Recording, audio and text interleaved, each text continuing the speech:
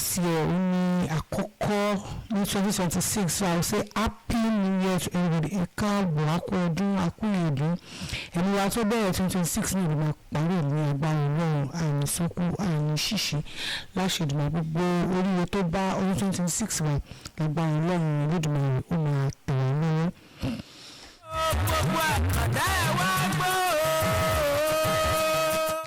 And today's program a máa sọ̀rọ̀ lórí wọ́n pè nǹkan ní World Braille Day kí gangan ní ń jẹ́ World Braille Day ní on the 4 which is Sunday January 4 2026 lórí gbogbo January pátápátá la máa ń ṣe World Braille Day so January 6 January 4 ọdún ni a ti ṣe World Braille Day a máa fẹ́ mo fẹ́ kí àwọn nǹkan tó ń jẹ́ World Braille Day kí gbogbo ló mú ọ̀rọ̀ World Braille Day wá kí nǹkan tó ń jẹ́ bí àwọn owó ló ń lò kí ló fi ń ṣe because in this disability community if you are celebrating any day if you are celebrating dancing drum day there is always an history to it there is always something that comes about it and this World Braille Day yìí ó rí lè jẹ́ nǹkan tó pé ó wà inspiring gan àti pé ká fi nǹkan tó wà inspiring tó jẹ́ pé nǹkan tó yẹ pé ó máa fún àtẹni tó ní ìpèníjà ní àtẹni tí ò ní ìpèníjà ní ìyànjú tó máa fún wọn ní hope to life ká fi ṣí ìdè ní so I'm proudly saying welcome to World Braille Day on Ilaji 91. ṣe rí Braille yìí ó jẹ́ nǹkan tí àwọn tó ní ìpèníjà ojú ọ̀nà tó máa ń gbà tó fi máa ń kọ nǹkan ọ̀nà tó máa ń gbà tó fi máa ń lè kọ àti tó fi máa ń lè kà ẹ mọ̀ wípé kò wà ní àǹfààní láti máa kọ nǹkan bí ABC tá a ṣe máa kọ ní àwọn tá a ní ìpèníjà ojú yìí ní àǹfààní bẹ́ẹ̀ so Braille yìí ni ọ̀nà táwọn máa ń gbà láti lè ṣe ó bá mi lọ́kàn jẹ́ pé a ní lè ṣó ní orí Facebook àbọ̀ mo máa post ẹ̀ later tí gbogbo wa dẹ̀ máa rí and tábà lè parí ẹ̀ ní ọ̀sẹ̀ ní òpin lágbára náà ní next week a máa lè parí ẹ̀ so a dẹ̀ máa lè rí àwọn tí wọn láǹfààní láti lé ní máa lè rí láti mú nǹkan tí à ń pè bẹ́ẹ̀ so kan tí mo sọ nípa World Braille Day yìí ni pé ṣe rí ọ̀nà yìí ni wọ́n máa ń gbà láti lè kọ àti láti lè kà fún àwọn ọmọ àwa tí àwọn kan wà tó pé wọn ní ìpínlẹ̀ tó máa ń lo owó mi báyìí sí ni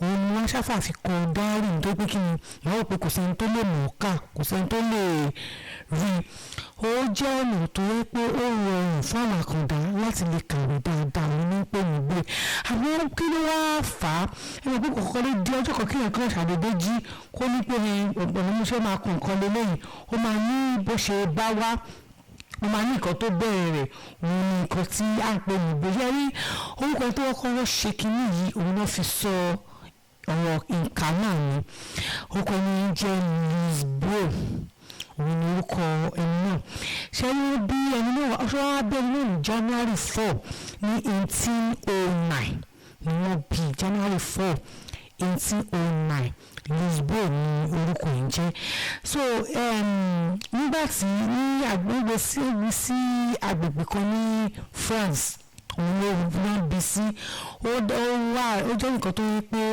ọmọdé ni bí ọmọ ọdún mẹ́ta ni ó ṣe nǹkan kan ṣẹlẹ̀ sí tó fi lùzọ ojú ẹ̀ ní ìgbà náà ó jẹ́ ọmọ ọdún mẹ́ta ni nǹkan ti ṣẹlẹ̀ sí tó fi pàdánù ojú ẹ̀ ní ọdún mìíràn ẹ̀ka mo sọ pé 1809 ni wọ́n bí ẹ wá mọ 1809 das bí ó jẹ́ 1811 ni ó pàdánù ojú ẹ̀ níbi tí ó ti ń fi àwọn nǹkan bàbá ẹ̀ torí bàbá ẹ̀ jẹ́ bíi ṣúkọ́bìlà tó sì fi àwọn nǹkan tó fi ṣe ibẹ̀ ní kíní ẹ̀ ti ṣèṣì tó gùn lójú so kíní ẹ̀ ló wá fa infection ẹ̀rọ pé infection dẹ̀ ní túbà wà tó tẹ̀ ìbàdàn gbogbo ìgbà yẹn kò sí lè sáwọn more technology tí wọ́n fi ń ṣe àwọn kíní yẹn so bó ṣe wá ṣẹlẹ̀ sí yẹn òun ló fà tó fi pàdánù ojú ẹ̀ pátápátá and nǹkan tí ò tí sí technology ọ̀nà kò tí sí technology tàfi máa ṣe nǹkan báyìí àti kàwé ó kọ́kọ́ jẹ́ ẹ̀lọ́. orúkọ náà ti dẹ̀ tí ń pèsè.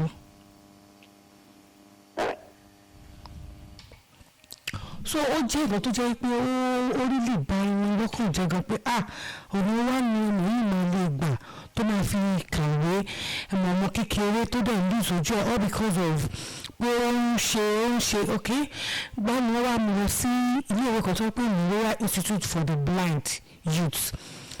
for the Blind Youth ní Paris ni wọ́n mú lọ but tó di pé àwọn kan sáwọn tó ní ìpèníjà ojú tó máa ń lò láti fi kàwé is very limited ó kéré ẹnì pé gbogbo àyẹn technology ò tí ì gbàyé rárá so àwọn materials wọ́n ń lò níbẹ̀ yẹn kò tó àwọn tó ní ìpèníjà ojú gan tí ì lò ná níbi pé wọ́n tún máa fún ọmọ ẹgbẹ́ yẹn pé with that age kò ní compete pẹ̀lú wọn láti sáré máa fi pé ó fẹ́ lò ní so ó ń struggle and also bí wọ́n ṣe máa ń kọ́ torí ìgbà yẹn wọ́n ṣe máa ń kọ́ kí ni ó wà blọkì gbogbo aláìní ṣàpọ̀ fún ìyẹn ni wọ́n ṣẹ̀dọ̀ ọdún wọn nígbà àmọ́ we always have words gbogbo 19 something yẹn there always been war kò dàbí ìsìn tẹ́ pé ọlọ́run ti bá wa ṣẹ́gun ogun díẹ̀díẹ̀ so there always been war ní gbogbo time yẹn so whereby there are different soldiers different army tí wọ́n máa ń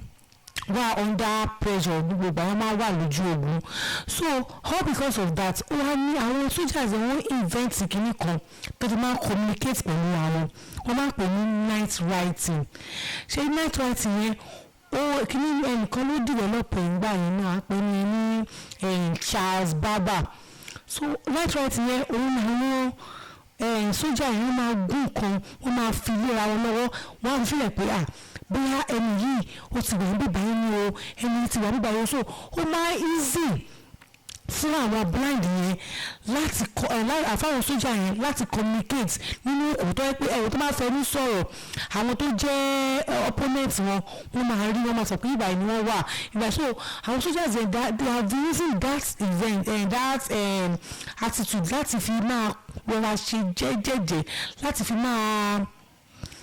máa bára wọn sọ̀rọ̀ so bó ṣe wá rí wọ́n pé this type of reading and writing kò nílò ojú wọn ò lo ojú pẹ̀lú ẹ̀ that means òun lè fi ọ̀nà yẹn òun lè lò so at the age of 15 years ó wá try láti sọkínì yẹn di mẹ́fà tó kò ní gbà ju ibi ọwọ́ láti ibi ìkáwọ́ yẹn níbi tí ìlà àkókò tó ti bẹ̀rẹ̀ lọ so tí ẹ bá fi ọwọ́ filẹ̀ it's very easy for that person láti lè kà láti lè rò ó wá pín kínní yẹn sí ọ̀nà mẹ́fà ṣe pé with his own brain láti sọ pé ní àwọn òṣùgbọ́n ìdíkọ̀ òun náà fẹ́ kàwé ó dẹ̀rẹ̀ kí ìwé rọrùn fún àwọn tó jẹ́ àwọn tó ní ìpèníjà ojú ló fún àwọn pèkè let me start with this with the help of inspiration to rí pẹ̀lú àwọn soldiers so wọ́n wá bẹ̀rẹ̀ bẹ́ẹ̀ nígbà tó máa fi di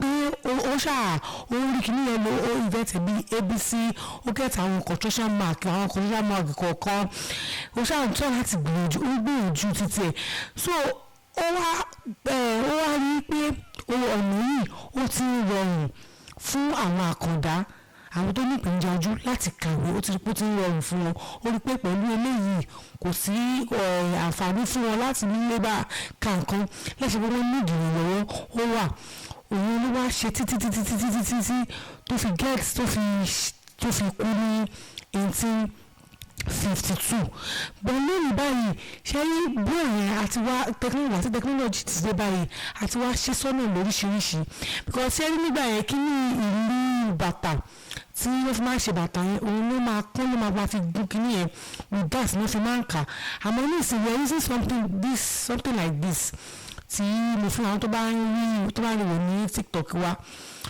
so kínní yìí ni wọ́n máa fi gún ni wọ́n fi máa ń gun báyìí tí wọ́n bá tó bá fẹ́ lo ilé ìfọ̀ ní sáàtì ìsìn yìí bí nǹkan tí mo fẹ́ ṣe yìí ṣe rí kíní tó wà lọ́wọ́ mi àwọn tó bá ń rí kíní yẹn wọ́n máa wá but wá di next week lágbára Ọlọ́run a tún máa sọ̀rọ̀ lórí ẹ̀. So and even before that we are having a record, you check it on our page, you check it on Ilaji 91.9 FM and also on Network for Inclusion of Persons with Disabilities page. So kíní yìí tó bá fi gún yẹn kó mo sọ pé 6 dots ni, so within that 6 dots láti wá ní àwọn ABC yẹn lọ́lọ́kan òjọ̀kan bí eléyìí tí mo ṣe nígbà ṣe wípé mo kọ ilé wa ní wọn A B C D. ṣé bí mo ṣe gún yẹn tó yẹ bá máa fi ọwọ́ kan báyìí òun nílò ju ọwọ́ kan lòun ló fi máa wá kà á. So with that ó láwọn contraction ó láwọn kíní kan ló jẹ́ kí àti kàwé kó rọrùn. Eléyìí kíní tí mo fi lòyìn àti wọ́n dàbí ìwé àti báyìí àmọ́ tabadẹ fẹ ẹgbẹ nísìnyí even with our typing we can make use of typewriter. Àwọn náà ní kíní kan tó ń pè ní braille machine, ìyẹn ni máa ń lò láti máa fi braille rán ìyẹn náà ṣe ìyẹn tẹ̀ ní ó wà fast gan láti fi braille káwọn àmà bóyá tó bá di next week màgbéyà tó bí a máa tó sọ̀rọ̀ lórí ẹ̀ next, so màgbéyà wá ní next week láti fi hàn wá. So ìyẹn ó jẹ́ kí àti kàwé fúnra wọn kó tó gbà tí technology tó wá dé pé okay even with their computers we can use computers with the help of job access with speed which is just káwọn other things kó tó wá máa wà dáadáa tó fún wa jẹ́ kó rọrùn fún àwọn tó ní ìpèníjà ojú láti lè kàwé.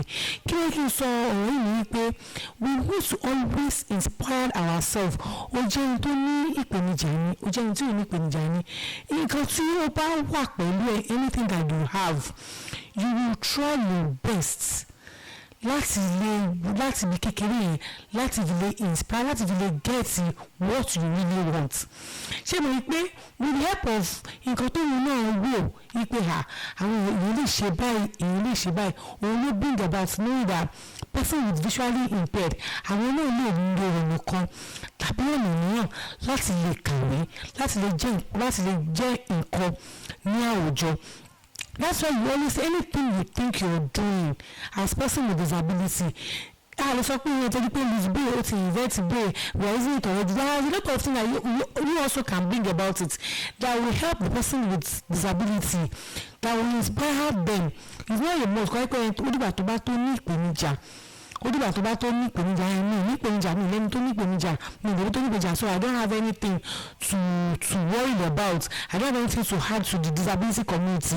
It's not done. It is until we get to understand that no matter what the case may be, no matter anything you are putting into it, if you are trying your best pé nǹkan tó ní náà lè ṣe lélẹ́yìí láti help person with disability, you are also helping yourself because anything you invent your name will be written in the book and you also get some benefits from it in terms of financial breakthrough, in terms of being recognized, in terms of having a name for yourself. So kò ní kájú dìgbà tó pé gbàtà tó kú ní onípèníjà bàtí bá tó nípèníjà ni àbí gbàtí bá tó lẹ́nu tó nípèníjà lèmi náà tó lè sọ pé mo fẹ́ dá sí anything that concern person with disability. Look around you, nǹkan tí wọ́n náà ṣe tó dà wípé these people will benefit from it. They can also grow from it and you will also grow from it too. Then you can also look at what Louis Braille has just done using just these stylus and paper to bring about writing, which will make it very easy for person with visually impaired to also be able to communicate and have something to put down. So no matter what we are doing in this life, no matter how we are bringing about it, mo fẹ́ ká mọ̀ pé nǹkan tí àwa náà bá contribute the people will celebrate. Now we make a mandate for every January 4. We always celebrate Louis Braille as World Birthday, and this is not only in Nigeria. Nigeria because they even Nigeria going to celebrate World Birthday. If you go to other exposed country, our diaspora, they celebrate World Birthday like they are celebrating a carnival, a festival, because it is a day for them to appreciate the person that made reading and writing easy for person with visually impaired. That means reading and writing something that they can now modernize to something better. Now we have Braille and buzzer, we have different type of things. Like in a system, to work based, to work type of control system, with the Braille and buzzer, printing it will come out with Braille. Now we have Braille Bible, we have Braille Quran, we have different kind of Braille. If this person has not think of, okay, how can I make things easy for myself, and don't lose sight at the age of 3 years. Losing all sight at the age of 3 years, just as if even the family believe that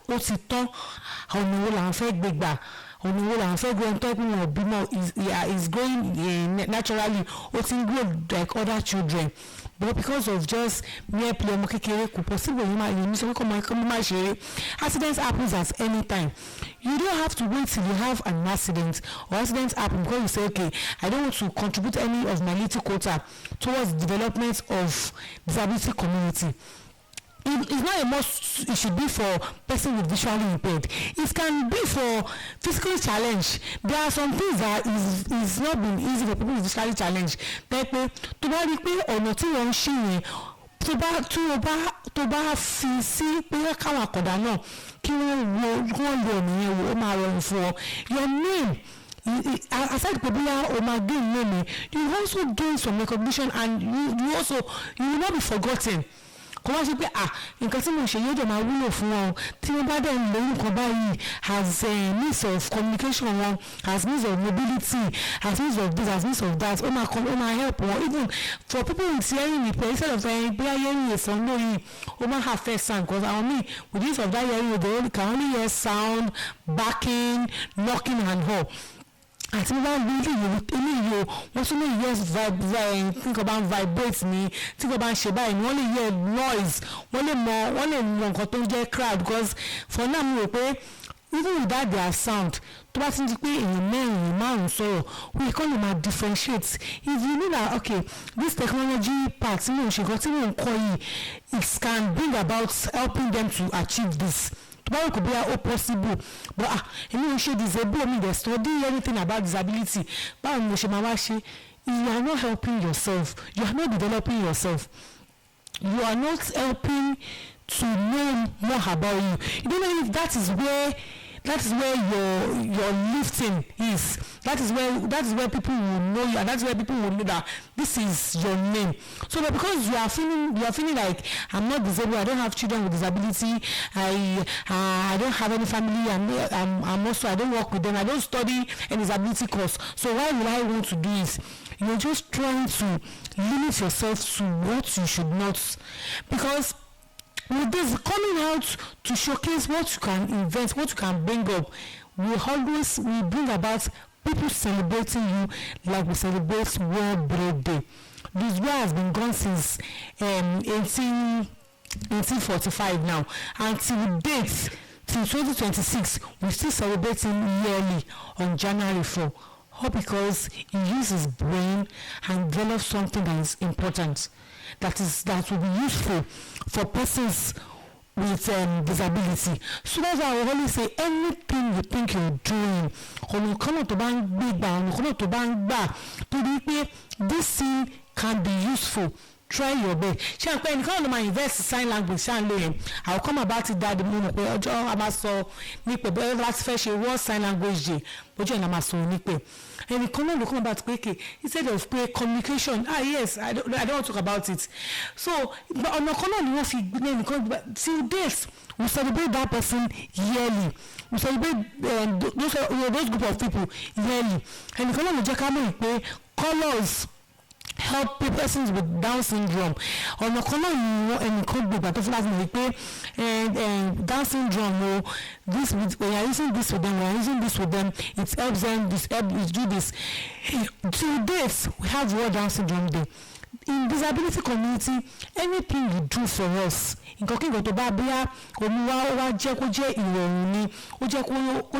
help community achieve greatness. We will always celebrate you. And it's just as if having your name in the Guinness Book of Record, everybody wants to add their name. like in Guinness Book, like we have Ilaji now. People, since Ilaji have gained our name for longest cooking, we now have different kind of things that people will do. And when I say most standing in makeup, most doing this, most doing that. So energy that future had to gain in Kobaye is even pọ̀ ju nǹkan tá a need lọ láti invent different things into disability community. ẹnìkan náà lórí orí pé instead of in sport activities person is usually impaired kí kúrò lè gbá bọ̀ tó dẹ̀ invent irú kíní bọ́ọ̀ tá a fi ń gbá bọ́ọ̀ yẹn. and you know how global it is now. If you go about blind football on your Google, you will see that in diaspora in different countries such as US, Spain, France, most our person with disability tí wọ́n mú fún ìlú wọn nípa ọ̀rọ̀ sport wọn ó pọ̀ jù kẹta lẹ́rẹ́bà lílọ nínú oil ìgbà mi. But because people here, this country is we are developed, but we are under undeveloped atmosphere. Sì pẹ̀lú nǹkan tó yẹ pé ó lè help wa. So ó fà tó fi jẹ́ pé ó dàbí ẹni pé they are not doing anything, we are not doing anything at all. But tí a bá gbìyànjú láti rí i pé person with disability, we are bringing up some things tó yẹ pé ó máa assist wọn, ó dẹ̀ máa assist our need to grow well. I think disability will not be a barrier to achieve anything in this country.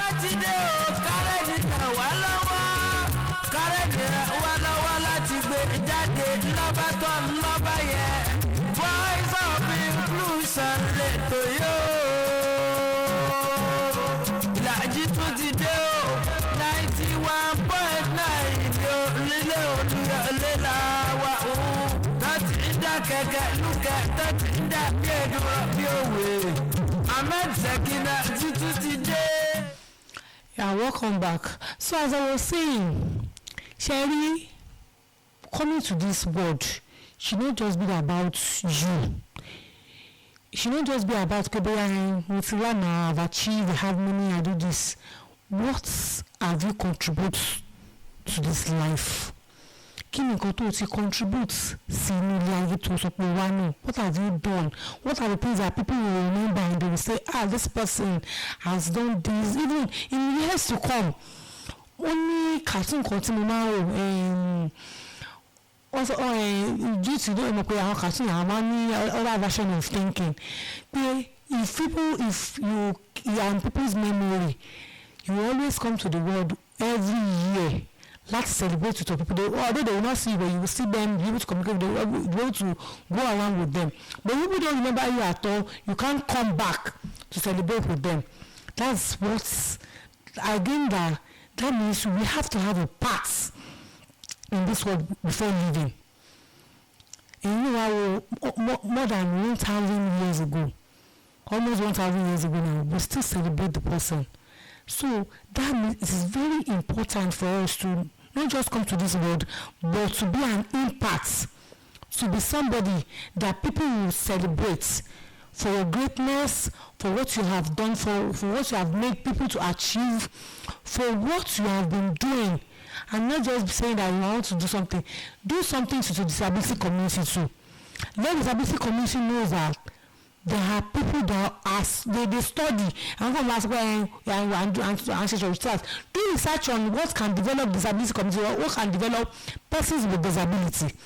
Do something what can make person with disability, visually impaired, hearing impaired, intellectually retarded, Down syndrome, cerebral palsy, different. We have different kind of disability. What can also make them have an easy life like you and me. So let's stop that today until next week, where we will talk more about invention and also ways in which we can contribute into the person with disability. But then I'll bring the Braille machine, and we will see how this Louis Braille that was born in to a person that they are not that rich, but for him to have used his brain to have bring about something that has been very useful for a person with disability till today. So when we also talk about other things. So we'll see next week by God's grace. I'm still your humble Sekinat Ahmed, the founder of Network for Inclusion of Persons with Special. If you have anything to ask me after the program, you can call on to 070-3153-6505. 070-3153-6505. Thank you, Chief Engineer Odusanisi, for this wonderful program. God bless you, sir. See you next week. Thank you.